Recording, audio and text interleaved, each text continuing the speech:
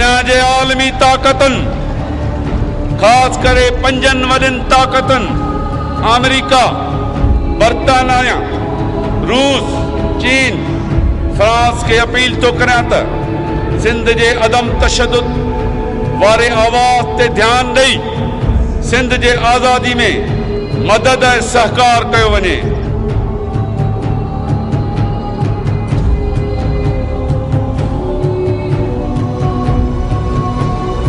मुंहिंजा सिंध जा वारसो आज मार्फत लखे सिंधी माण्हुनि जे हिन किरोणे माण्हुनि जे में जंहिंजी नज़र खुटे ई कोन थी। सिंध जे आज़ादी जी चिट्टी वाज़िह घुर कयां थो।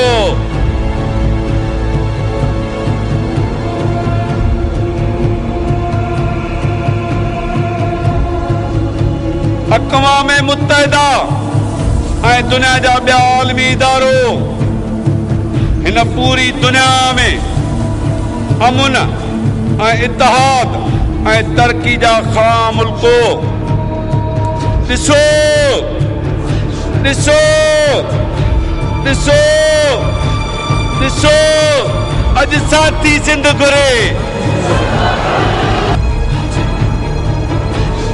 ही लखे सिंध जा किरोड़े कूंदड़ पुट, ही सिंध जूं न्याणियूं, ही सिंध धरती जा वारिस अॼु चिटे ऐं वाज़िह तौर ते सिंधु देश जी आज़ादी जी घुर कनि था।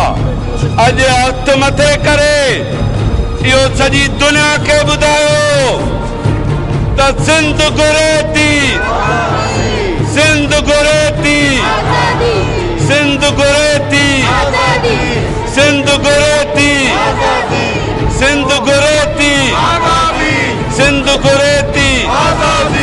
तुझो देश मुझो देश, तुझो देश मुझो देश, तुझो रहबर मुझो रहबर, तुझो रहबर मुझो रहबर।